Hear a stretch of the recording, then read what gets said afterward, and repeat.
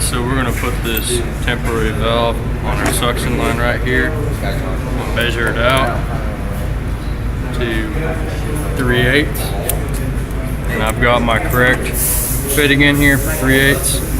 I also have this gasket right here that'll keep from leaking. What you want to do here, I'll fit it on the best spot you can, the most even spot you can on the pipe. Get everything in there real quick. You'll tighten it down evenly.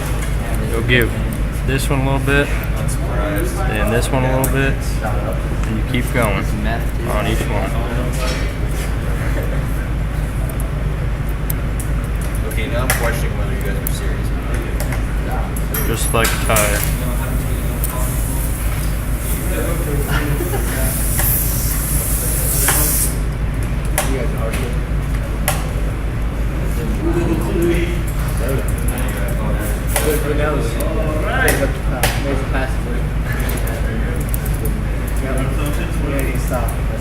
You ready for a video? You gotta get that scale. You gotta get the scale for the. Okay, you need the size of your discharge line. Okay. So who's all with you? You want to get this guy real tight.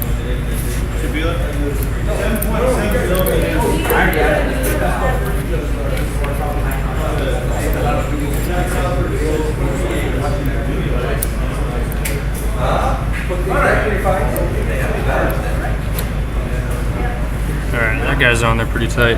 This middle one right here, if you tighten that one up, it'll pierce into your copper tubing, and that's when you can add your refrigerant or take it out in this port right here.